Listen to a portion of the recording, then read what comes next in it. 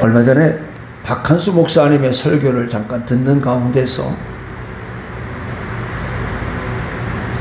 굉장히 충격을 받은 내용이고, 오늘 아침에도 이렇게 교회를 오면서 박한수 목사님의 그 설교를 잠깐 듣다가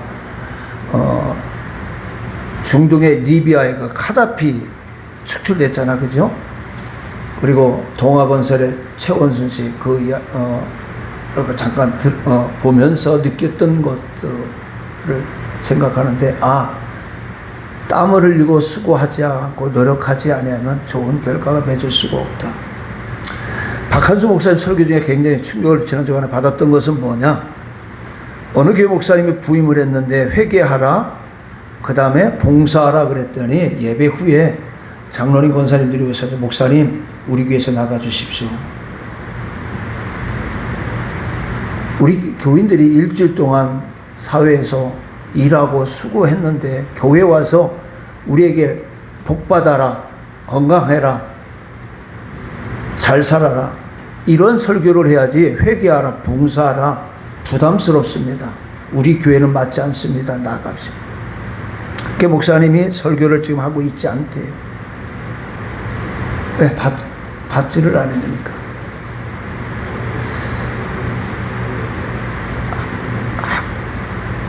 이것은 뭐예요? 한국 교회가 죽어가는 것이고, 내가 죽어가는 것이고, 내 가정이 죽어가는 것이에요. 우리가 회개하지 아니하고 하나님 앞에 봉사하고 헌신하지 아니하면은 결코 우리는 하나님의 나라를 유업으로 받을 수가 없다라는 거예요. 종교적인 행위로, 신앙적인 열심으로 우리가 남들한테 보이기 위해서 하는 행위는 결코 하나님 앞에 기억되지 않는다라는 것이죠. 그래서 우리는 믿음 생활을 하는데 회개와 헌신과 봉사가 따른다라는 거예요. 오늘 박한수 목사님 설교 중에 하나는 뭐냐? 교회가 살아야 가정이 살고, 가정이 살아야 대한민국이 산다라는 거예요. 대한민국이 죽으면요, 교회가 죽을 수밖에 없어요. 그러면서 6.25 때 얘기했던 말씀을 하는 게 생각했던 게 뭐냐? 우리나라가 이 땅이 복음화가 가장 잘 됐던 데가 서울도 아니에요. 평양이었습니다. 그러니까 1907년도 평양은 성시화 운동이 일어났고 성령 운동이 일어났는데, 저 북한의 김일성 정권이 들어오면서 어떻게 됐어요? 유교가 나고, 유교가 남으로 인해서 많은 사람들이 남한으로 내려왔잖아요. 그리고 이북에 남아 숨어서 있던 사람들은 어떻게 했어요? 유교가 끝나고 그들은 다 잡혀서 처형당했다는 거예요. 그래서 우리 한국이 이만큼 살 수 있었던 것은 한국 교회가 살아 있었기 때문에 대한민국이 살아 있고, 대한민국이 있기 때문에 교회가 살 수 있다라는 거예요. 그러니까 나라가 있어야 교회가 살고, 교회가 있어야 나라가 산다라는 겁니다. 나라가 없으면요, 우리 교회 있을 수가 없어요. 교회가 없으면 또 이 나라가 살 수가 없다라는 거예요. 그만큼 굉장히 중요한데, 오늘 저와 여러분이 그러면은 그 당시 60년도 70년 유교가 끝나고 내려왔던 그분들이 어떤 사람들이에요? 정말로 주님을 위해서 교회를 해서 헌신하고 봉사했던 그런 사람들이라는 거예요. 그래서 우리 대한민국이 이만큼 살았는데, 지금 대한민국은 어떻게 해요? 점점 말씀과 떠난 쇠퇴의 길로 걸어가고 있다는 거예요. 이것은 대한민국만 죽을 것, 교회만 죽을 것이 아니라 대한민국도 죽는 것이고 저와 여러분이 죽는 것임을 깨달으면서 오늘 그 말씀 속에서 많은 도전을 받고 깨달음을 받았습니다. 자, 지난 한 주간 온 나라가 가마솥같이 뜨거운 한 주간이었죠. 고생들 많이 하셨습니다. 수고들 많이 하셨습니다. 그런데 어제는 그래도 강원도 지역에 많은 비가 내렸습니다. 그리고 보니까 또 바람도 불어서 조금씩 더위를 식혀주기도, 그러니까 다른 날보다 어제도 많이 더웠지만 조금 난 것 같았습니다. 이제 입추도 지났습니다. 우리를 지치게 했던 무더위도 조금씩 이제 물러나리라 생각을 합니다. 그러나 아직도 무더위가 기승을 부리니까 여러분 건강관리 잘 하시기를 주님의 이름으로 부탁을 드리겠습니다. 자, 요즘 세상 보세요. 정치적으로, 경제적으로, 사회적으로, 종교적으로 온갖 소리들이 들리지 않습니까? 그리고 우리는 한 치 앞도 알 수 없는 그런 삶을 하루하루 불안하게 살아가고 있어요. 그런데 이렇게 불안하게 살아가는 우리들도 감사할 것이 있는데, 그것은요, 이 땅에 사는 저와 여러분들 300년 동안 하나님과 동행하다가 죽음을 보지 않고 승천한 에녹과 같이 오늘 저와 여러분들은 하늘에 속한 은혜 가운데 살 수 있다라는 겁니다. 계시록의 새 예루살렘이 우리 성도들의 은혜 생활의 모습인데, 자, 계시록 22장 14절 15절에 보니까 그 두루마기를 빠는 자들은 복이 있으니 이는 저희가 생명나무에 나가며 문들을 통하여 성에 들어갈 권세를 얻으려 함이로다 한 것을 보면 새 예루살렘에서 내세에서만 누릴 복이 아니라는 거예요. 마가복음 9장 1절에 보니까 하나님의 나라가 권능으로 임한다라고 했습니다. 우리 믿음의 조건만 갖추면 누릴 수가 있다라는 거예요. 종교적인 행위, 신앙적인 행위가 아니라 믿음의 조건을 갖출 때, 그 믿음의 조건은 저와 여러분이 판단하는 것이 아니고 말씀 위에 판단을 섰을 때, 그 말씀의 기준에 도달했을 때에 우리는 하나님의 축복의 약속을 누리는 삶을 살아갈 수가 있다라는 겁니다. 어느 노부부가 6명의 딸을 뒀어요. 6명의 딸이 다 가정을 이뤘는데 이제 노년이 돼서 죽을 때가 되니까 이 딸들의 집을 쭉 한번 돌아보는 그 가정 속에서 벌어졌던 일입니다. 큰딸 집에 갔더니 큰딸하고 사위가 카드 하나 주고 어머니 우리가 바쁘니까 알아서 사드십시오. 둘째 딸 집에 가도 하니까 똑같은 반응이더라는 거예요. 셋째 딸도 넷째 딸도 그러더라는 겁니다. 그런데 다섯째 딸 집에 가니까는 사위와 이 손자가 어머니 오시기를 얼마나 기다렸는데 할머니 오셔서 너무 좋아요. 그러면서 이제 작은 집에 살면서 아버지 어머니를 안방에 모시고 이제 사위와 딸은 거실에 이불을 피고 자는데, 자기 전에 이 두 부부와 그 다음에 손자가 소리가 들리는데 그 소리가 무언가 가만히 이 두 노부부가 들어보니까 기도하는 소리였어요. 근데 그 기도하는 소리가 어떤 소리였냐? 하나님, 우리 부모님을 우리 집에 보내주셔서 감사를 드립니다. 우리 부모님 건강해 주셔서 감사합니다. 그런데 우리 아버지 어머니 예수 믿게 해주세요. 이렇게 기도하더라는 겁니다. 그래서 이 노부부가 들으면서 그 아버지가 하는 말이, 저 딸이 가장 못 살지만 그래도 이 집이 행복한 가정이구나, 많은 부를 누리고 많은 물질과 명예와 권세를 누려서 그게 부자가 아니라 이 다섯째 딸이 정말 부자이구나, 행복한 가정이구나, 이렇게 얘기를 하면서 내가 교회를 다니면서 잘 사는 것도 아니고 못 살기 때문에 구박을 했는데 우리 딸 부부는 우리가 천국 가게 예수 믿게 해달라고 저렇게 기도하는구나. 그러면서 그 자기가 정리한 그 재산을 그 딸한테 몰래 남겨주고 새벽에 편지 한 장 남겨놓고 왔더라는 겁니다. 나는 지금까지 많은 물질과 권력과 명예를 가지고 사는 것이 행복한 것인 줄 알았는데, 그것이 부모를 잘 섬기는 것인 줄 알았는데, 딸들 집을 다 돌아다녀 봤지만 너희가 가장 못 살지만 너희가 가장 행복하고 아름다운 가정을 이루고 효도하는 가정이구나, 이것을 봤다라는 겁니다. 그래서 나도 너희가 기도한 대로 살아있는 동안에 예수 믿겠다라는 편지를 써놓고 간 내용입니다. 오늘 우리가 이 하나님이 주시는 참된 축복은 이 땅에 물질이 없어도 돼요, 권력이 없어도 돼요, 명예가 없어도 돼요, 지식이 없어도 돼요. 그러나 하나님은 말씀 속에 살아갈 때 우리에게 참된 기쁨과 평안을 주신다라는 거예요. 오늘 우리는요, 물론 이 땅에 살고 잘 살아야 됩니다. 건강하게 살아야 됩니다. 그리고 또 누릴 수 있는 권세도 가져야 됩니다.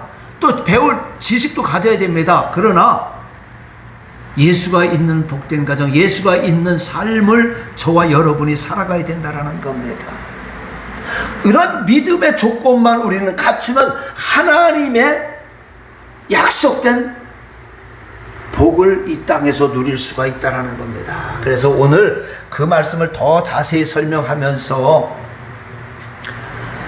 설명하려고 합니다. 그걸 예표하는 말씀이 오늘 본문 말씀입니다. 역사적 배경을 보면요, 바벨론에서 1차 기환이 바사왕 고레스에 의해 주전 538년에 있었습니다. 1차 기환의 지도자는 스룹바벨이었고 그때 약 5만 명이 약 안 됐습니다. 이 숫자가 돌아왔지만 이 유대인들이 돌아오는 것을 방해하는 그 지역의 원주민들이 방해를 하기 시작을 합니다. 그러다 보니까는 성전 증축도 중단되고 예루살렘 성도 증축하지 못하고 그냥 무너진 채 있었어요. 그러다가 아닥사스다 왕 때 느헤미야가 총독이 되어 돌아와서 무너진 예루살렘 성을 중건했지만 문제는 예루살렘에 거주하려고 하는 사람이 없었다라는 겁니다. 이것이 문제예요. 예루살렘 성은 중건을 했는데 이 예루살렘 성에 와서 살려고 하는 사람이 없다라는 거예요. 하나님의 은혜가 다 준비되었어도 새 예루살렘의 은혜 가운데 사는 사람들이 많지 않다라는 거예요. 하나님은 우리가 예배를 드릴 수 있는 장소를 주고 시간을 주셨는데 우리는 이 장소와 시간에 나와서 하나님 앞에 예배 드리는 그런 사람들이 너무나도 없다라는 거예요. 그래서 이 시간에 은혜 안에 사는 길이라는 제목으로 말씀을 드리고자 합니다. 그렇다면 우리가 은혜 안에서 살아가려면 어떻게 해야 할까요? 마음을 다해 하나님을 섬기시기를 바랍니다. 오늘 1절에 보니까 예루살렘의 거주자가 나옵니다. 백성의 지도자들은 예루살렘에 거주하였고, 그리고 나서 느헤미야 11장에 보니까 예루살렘의 거주자가 나오는데 대부분 어떤 사람들이냐? 지도자이거나 제사장이거나 레위인이거나 족장이나 아니면 성관리자들이 예루살렘에 거주를 합니다. 그 중에 백성의 지도자는 총독 느헤미야나 지방의 관리나 족장과 같은 사람입니다. 근데 그들은 뭐 하는 사람들이에요? 통치와 행정을 담당하는 자들이었습니다. 이들은 바벨론에서 기환하여 예루살렘을 성을 재건하기 위해 앞장선 추천한 일꾼들입니다. 이처럼 우리 안에도 그런 행정의 지도자가 필요합니다. 교회를 돌아볼 수 있는, 교회를 재건할 수 있는 이런 일꾼들이 필요하다라는 겁니다.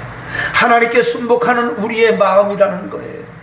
마가복음 12장 30절로 31절에 보니까 내 마음을 다하고 목숨을 다하고 뜻을 다하고 힘을 다하여 주 너희 하나님을 사랑하라 하신 것이요 둘째는 이것이니 내 이웃을 내 자신과 같이 사랑하라 하신 것이라 하셨듯이 오늘 목숨을 다하고 뜻을 다하고 하나님을 섬기고 이웃을 사랑해야 섬겨야 된다는 말씀입니다.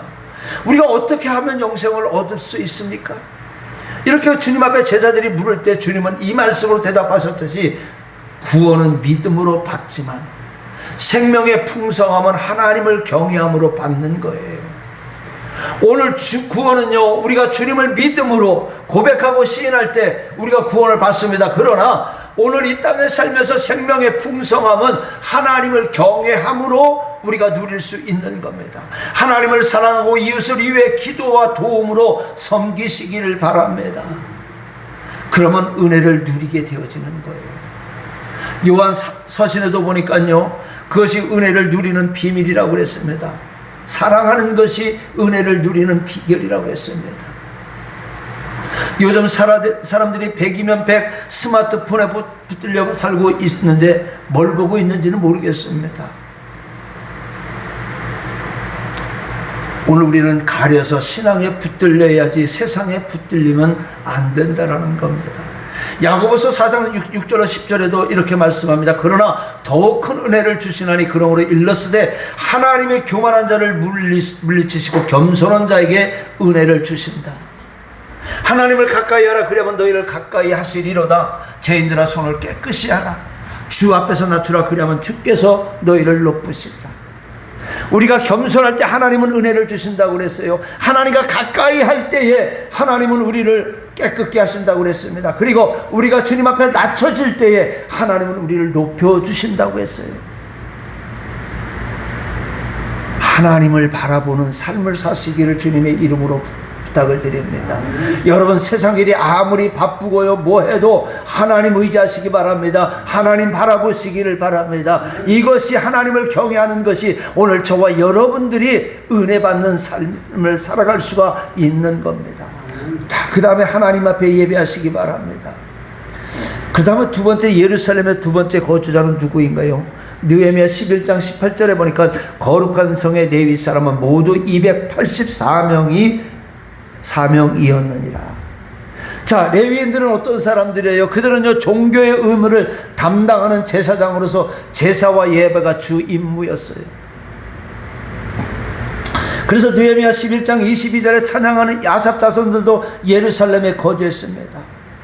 예루살렘에는 무엇입니까? 하나님께 제사하는 성전이 있는 것이요, 당시에는 기초밖에 놓지 못했으나 변함없이 제사해야 하기 때문에 예루살렘 성에 바로 레위 사람들이 거주했던 겁니다.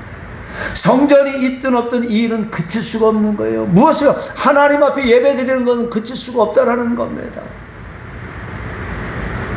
이처럼 늘 예배하고 찬양하고 기도하며 살아야 됩니다. 우리가 제사장입니다. 베드로전서 2장 9절에 보니까 거룩한 나라의 왕같은 제사장들이요라고 했습니다. 나라가 우리고 제사장이 우리입니다.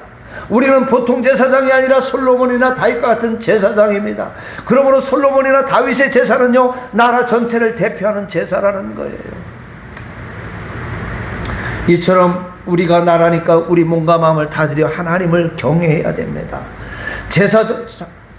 제사장직은요, 하나님 앞에 나와 자신과 이웃의 죄를 회개하고 또 마음을 다해 하나님을 예배하는 거예요. 오늘 저와 여러분은 하나님의 제사장들입니다. 이 하나님의 제사장들이요, 일주일에 한 번도 교회에 비추지 않으면 안 된다라는 거예요. 일이 있으면 예배 때만 나오는 것이 아니라, 오늘 저와 여러분은 제사장들이기 때문에, 하나님 앞에 택함 받은 자들이기 때문에 하나님의 성전을 늘 돌아봐야 된다는 겁니다. 그리고 나와서 기도해야 된다는 겁니다. 찬송해야 된다는 겁니다.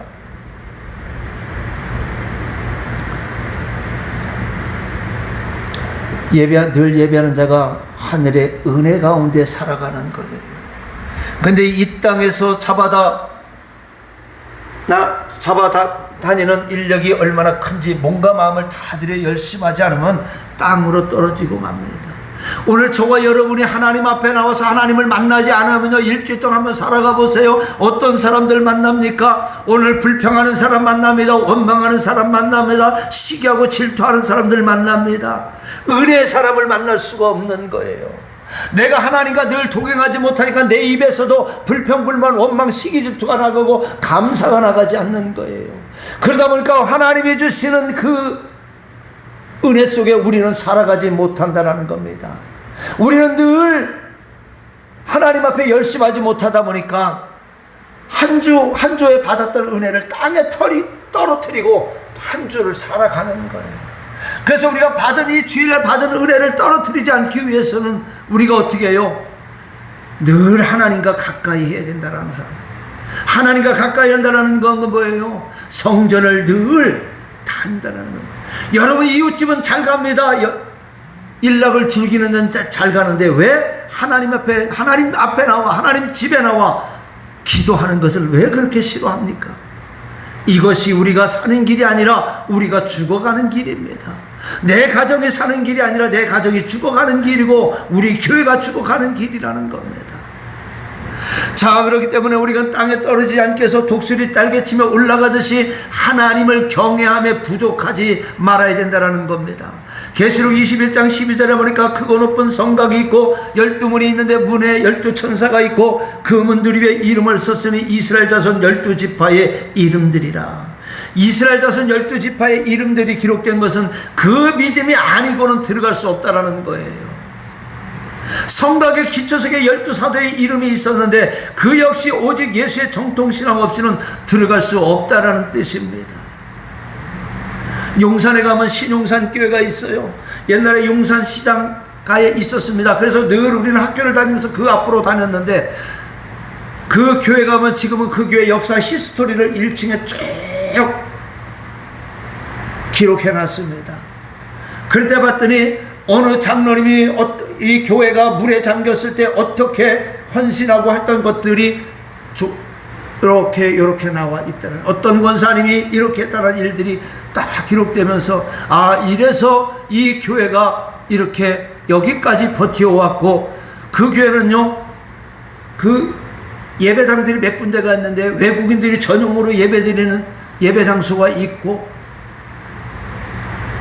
또 저희 고등학교 이 교회도 그곳에서 매주 예배를 드립니다.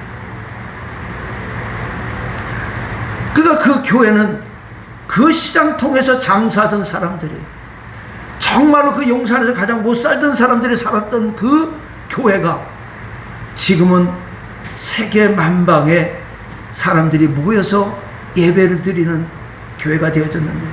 주일날만 그러는 게 아니에요.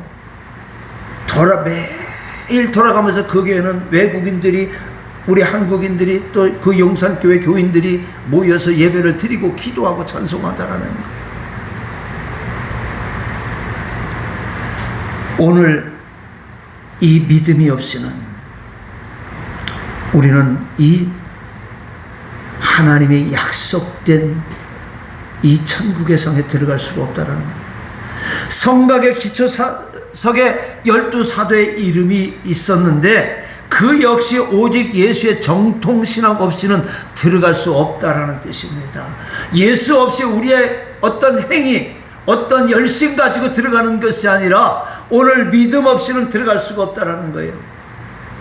12지파의 의미는 무엇일까요? 사도행전 26장 7절에 보니까 우리 12지파가 밤낮으로 간절히 하나님을 받들어 섬긴다라고 말씀했습니다. 이 말씀을 했듯이 12지파는요, 하나님을 경외해야 하는 신앙을 상징하는 거예요. 내 의를, 내 거룩함을 나타내는 사람들이 아니라 오직 하나님을 경외하는 신앙을 나타낸다라는 말입니다. 그들은 하나님을 섬기기 위해서 택한 민족입니다. 오늘 저와 여러분은요, 하나님을 섬기기 위해 부름받은 자들입니다. 그래서 제사장의 나라입니다. 이처럼 하나님을 경건하게 섬길 때 은혜의 문으로 들어갈 수가 있는 겁니다. 그래서 시편 100편 4절에 보니까 감사함으로 그의 문에 들어가며 찬송함으로 그의 궁정에 들어가서 그에게 감사하며 그의 이름을 송축할지어다라고 말씀합니다. 아무리 바빠도 예배하고 기도하는 시간을 할애해야 된다는 겁니다. 여기저기서 교인들이 병들고 자녀들이 파산당하거나 때로는 이혼하거나, 그리고 세상의 부귀영화 때문에 주의를 지키지 못한다는 소식을 들을 때 얼마나 안타까운지 모릅니다. 그렇게 하나님 앞에 기도하라고 해도 기도하지 않으니까, 주의를 지켜야 하는데도 그렇게 지키지 못하니까 우리는 하나님의 도움을 받지 못하는 것입니다. 누구나 병들 수 있지만 도움은 받아야 할 것 아닙니까? 누구나 넘어질 수 있지 않습니까? 그러나 넘어질 때 도움을 받아야 되지 않겠습니까? 마지 못해서 신앙생활하고 마지 못해서 예배당에 나와 주의를 지키는 이런 것을 보면요, 안타깝습니다. 누구 하나라도요, 정신 차려야 할 것 아닙니까? 호사 6장 1절에 보니까 여호와께로 돌아가자라고 말씀하고 있습니다. 그러면 2절에 보니까 그의 앞에서 살리라고 했습니다. 내가 살기를 원합니까? 내 가정이 살기를 원합니까? 내 자녀가 살기를 원합니까? 우리 교회가 살기를 원합니까? 이 민족이 살기를 원합니까? 그렇다면 방법은 하나밖에 없어요. 우리가 하나님께로 돌아오는 방법밖에 없다라는 거예요. 내가, 내 자녀들이, 우리 가정에, 우리 교회가, 그리고 이 민족이 사는 방법은요, 다른 게 없습니다. 여호와께로 돌아와야 됩니다. 교회로 와야 됩니다. 이게 사는 것입니다. 예루살렘 교회가 기도했던 것처럼, 목동 다윗이 찬송하며 양을 쳤던 것처럼 날마다 하나님과 가까이 하면서 기도하고 찬송하고 말씀 위에 바로 서시기를 바랍니다. 이것이 하늘의 은혜와 은사를 누리며 우리가 사는 길이요 방법인 겁니다. 그 다음에 하나님을 섬김의 규칙이 있으시기를 바랍니다. 1절 말씀해 보니까 그 남은 백성은 제비 뽑아 10분의 1은 거룩한 성 예루살렘에 거주하게 하고. 왜 제비를 뽑았을까요? 예루살렘에 거주할 지원자가 적었기 때문이에요. 조상의 기업을 따라 대부분의 생업의 터전이 외부에 있었기 때문입니다. 문만 열면 밭이 있고 논이 있다면 얼마나 좋게 있겠습니까? 그걸 문전 옥탑이라고 하잖아요. 아마 옛날에 보면은요, 집 가까이 있는 논들이 있는 사람들은요, 그래도 다른 사람들보다 부유한 사람들이 집 앞에 논들을 가지고 있어요. 그런데 보니까 예루살렘 외곽에 그들의 생업지가 있으니까 예루살렘 성에 거주하기를 꺼렸던 겁니다. 그 당시 유대 땅으로 돌아온 사람들이 당시 바벨론에서 약 5만 명이 돌아왔지만 이래서 저래서 예루살렘에 거주하기 불가능했습니다. 그래서 제비를 뽑았습니다. 그래서 뽑히면 원하든 원치 않든 하나님의 뜻인 줄 알고 순종했다라는 겁니다. 이처럼 하나님께서 우리 육체의 연약함을 아시고 제도화하신 은혜가 있습니다. 주일 성수를 비롯해서 교회의 생활입니다. 우리에게 주일이 있다는 것은 참으로 복된 일입니다. 이 주일이 있기 때문에 우리 믿음이 지켜지는 거예요. 근데 우리는 이 믿음을 지키는 데서 인간의 방법을 생각해서 1부, 2부, 3부, 4부, 5부를 두고 한 번만 드려도 돼. 아니에요. 주님은 분명히 이 날은 내 날이니 거룩히 지키라고 그랬어요. 주일을 온전히 아침부터 저녁까지 지키라고 그랬어요. 그래서 지금도 많은 교회들, 어떤 교회들은요, 지금도 저녁 예배를 끝까지 지키는 교회가 있어요. 왜요? 주일은 온전히 하나님의 날이기 때문에. 근데 요즘엔 조금 더 편해지려고 주일 오전 예배만 드리는 교회가 많더라고요. 그리고 예배 끝나고 나서 세상 일을 즐기라고 이야기를 합니다. 오늘 이 주일이 있기 때문에 우리 믿음이 그나마 지켜지는 거예요.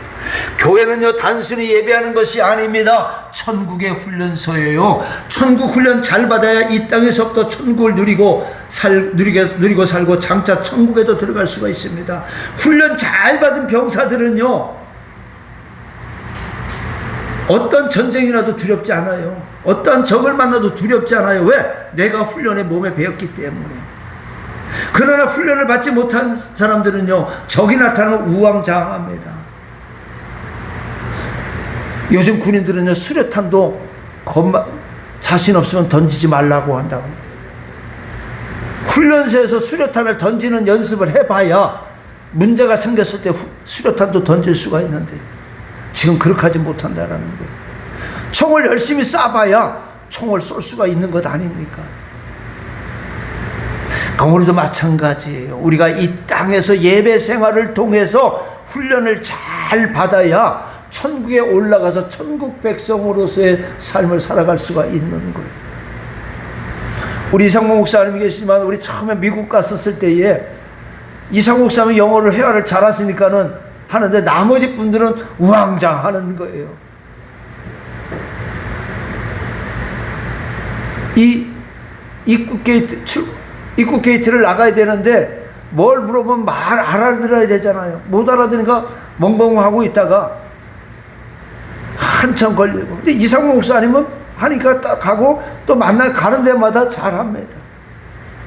저도 이제 가다 보니까 그 LA 그 입국장을 나가는데 시간이 10초도 안 걸리더라고요. 아니까 해야 될 말들을 아니까. 오늘 우리가 천국에 들어가서 천국 백성으로 살아가기 위해서는요, 이 땅에서 우리가 주의를 잘 지키고 신앙생활 잘하게 되면 천국 가서 우왕좌왕 안 하는 거예요. 위대한 신앙인들은요, 규칙이 있습니다. 다니엘 선지자는 얼마나 규칙적이고 규모 있는 신앙생활을 했는지 아십니까? 바벨론에 그는 포로였습니다. 그런데 그는 하루에 3번씩 규칙을 정한 신앙생활을 하다가 하나님께서 큰 은혜 주셔서 그 나라의 총리가 되지 않았습니까? 나라가 바뀌고 정권이 바뀌어도 변함없이 왕들의 총애를 받았던 거예요. 예배하다 사자밥이 된다 해도 그는 기도를 계속했습니다. 종교개혁자 마틴 루터도 매일 새벽마다 2시간씩 기도를 하곤 했는데 하루의 일과가 아무리 바쁜 날일 것 같으면 3시간씩 기도를 했다고 합니다. 감리교 창시자 요한 웨슬레도 메도니스트, 즉 규칙쟁이라는 별명이 붙을 정도로 그 시간에는 어떤 일에도 양보하지 않고 힘쓴 결과 성령에 사로잡혀 세상을 변화시키는 능력의 사자가 되었습니다. 특별히 안양대학교 설립자이셨던 고 김지선 박사님도 정오가 되면은요, 어느 장소에 있든지 그는 구애치 아니하고 무릎 꿇고 이 나라 이 민족을 위해 기도하셨습니다. 때로는 도로 가운데 붙들려 가지고 욕을 얻으면서도 기도했다라는 그 이야기를 그 아들 김세창 박사에게 들었습니다. 학창 시절에. 그만큼 그 원칙을 정해놓고 기도하셨다는 겁니다. 우리가 살려내야 할 교회의 전통이 있는데 그것은 다니엘의 하루 3번 기도입니다. 다니엘이 기도만 한 것이 아닙니다. 감사하였다라고 말씀하고 있습니다. 찬송하고 성경 보고 기도하는 순서로 진행해야 됩니다. 믿음의 조상들이 물려준 좋은 전통도 많습니다. 특별히 주일을 온전히 드리는 전통을 우리는 잘 지켜나가야 되는 겁니다. 그런데 이러한 전통이 없다면 지금부터 나 그리고 가정, 교회로부터 좋은 전통과 규칙을 만들어 갑시다. 이렇게 규칙을 정해 순종할 때 내세의 영광, 새 예루살렘의 은혜를 맛보며 살게 되어지는 겁니다. 자, 그 다음에 마지막으로 성령의 감동을 받으시기 바랍니다. 2절 말씀에 보니까 예루살렘에 거주하기를 자원하는 모든 자. 다른 사람들은 자기들의 생업을 포기하지 못하고 망설일 때 이들은 하나님의 나라를 위해 모든 것을 포기하고 자원했습니다. 사람들이 망설인 것은 기업에도 예루살렘은 나라의 수도로서 대적들의 끊임없는 회방과 공격의 목표가 되어졌기 때문에 그들은 예루살렘에 거주하기를 싫어했던 겁니다. 그러므로 목숨 바쳐 하나님을 사랑하고 예루살렘과 성전을 사랑하는 마음이 없이는요 예루살렘에 거주할 수 없는데 그것을 각오했으니 얼마나 귀한 일입니까? 여러분이 신앙 믿음 생활 거주할 때 그 믿음을 지킬 때 얼마나 방해 세력이 많습니까? 이것이 귀찮으니까 우리는 믿음 생활을 어영부영 대충대충 하는 거예요. 신앙생활 대충대충 하는 거예요. 봉사생활 대충대충 하는 거예요. 오늘 이 말을 다른 말로 하면은 성령의 감동을 받은 자들입니다. 늘 성령의 감동받아 살면요 하늘의 은사를 맛보는 거예요. 저와 여러분들이 성령의 은사를 맛보지 못하니까, 성령의 감동을 받지 못하니까 예배가 무덤덤하고요 예배 드리기가 싫고 나오기가 싫은 거예요. 그렇기 때문에 우리는 늘 성경 보고 말씀과 찬송과 성령의 감화 속에서 살아가시기를 바랍니다. 1차는요 성경이 기본입니다. 성경을 읽든지 아니면 연구하든지 성경에서 은혜를 받아야 되는 거예요. 그래야 시편 1편 말씀처럼 은혜 생활이 가능합니다. 시편 1편에 복 있는 사람은 악인의 꾀를 따르지 아니하고 오만한 자리에 앉지 아니하고 오직 겸손한 자리에 서고, 그 다음에 푸른 시냇가에 마른 시내가 마르지 아니하고 형통한다고 하지 않았습니까? 그렇기 때문에 우리가 복 있는 사람, 형통의 사람으로 살아가기 위해서는요 말씀의 감화가 끊어지지 않아야 됩니다. 말씀이 늘 살아있어야 된다는 겁니다. 노력한 만큼 거두게 되어지는 거예요. 갈라디아서 6장 7절로 8절에 보니까 사람이 무엇으로 심든지 그대로 거두리라. 자기의 육체를 위하여 심은 자는 육체로부터 썩어질 것을 거두고 성령을 위하여 심는 자는 성령으로부터 영생을 거두리라 하셨습니다. 내세의 영광과 은혜가 그냥 오는 것이 아니라는 말입니다. 오늘 우리의 가정이 믿음의 가정, 신앙의 가정으로 세워지는 것은요 오늘 우리가 무엇을 심어야 되는가를 생각해 봐야 된다. 말씀 마칩니다. 사랑하는 성도 여러분, 우리 주님은 변화산에서 제자들에게 성령으로 임하는 내세의 영광을 보여주셨습니다. 그리고 말씀합니다. 천국은 너희 안에 있느니라. 그러나 천국은요 침노하는 자의 것입니다. 그만큼 적극적인 믿음이 없이는 누릴 수 없어요. 저는요 이상무 목사님의 요즘에 마태와의 산책을 통해서 산상수훈장을 다시 보게 되어지는 거예요. 아, 이런 것이 있었구나. 아, 이런 뜻이 있었구나. 근데 왜 몰랐을까? 얼마나 감사합니다. 저는 여러분들에게 포괄적인 설교를 합니다. 근데 이상무 목사님은요 말씀 한 절 한 절 말씀을 통해서 우리가 들어가지 못하는 것들을 통해서 깨닫게 해주시고 바라보게 해주신다는 거예요. 그리고 우리 목사님 어떻게 해요? 말씀을 통해서 본인이 생활하는 가운데 은혜 받은 그 삶의 말씀을 전해 주시지 않습니까? 근데 우리 교회 복받은 교회인데 이걸 알지 못한다라는 거예요. 이 귀한 것을 알게 되면요, 안드레가 와봐, 예수가 어떤 사람인가 와봐, 우리 교회가 어떤 교회가 한번 와봐, 이렇게 말을 못하는 거 보니까 우리는 참 복받은 것을 놓치는 성도가 아닌가. 이 좋은 기회를 여러분 놓치지 마시기 바랍니다. 왜요? 저는 설교만 해서요 여러분들이 믿음에 세워지는 건 아니에요. 이렇게 한 말씀 한 말씀 삶의 생활의 실천의 말씀을 전하는 이것들이 융합이 돼야 오늘 우리가 믿음 생활을 온전히 할 수가 있고, 오늘 여러분 설교만 매일 설교만 듣는다고 천국 가는 거 아니에요. 그 말씀의 실천의 행함이 있어야 된다라는 거예요. 그 말씀을 정확히 알아야 된다라는 거예요. 그래야 말씀을 알 때 그것을 실천할 수가 있는 거예요. 근데 우리는 설교만 듣기를 원합니다. 배우기를 싫어합니다. 읽기를 싫어합니다. 그러면요 우리는 이 천국의 복을 누릴 수가 없는 거예요.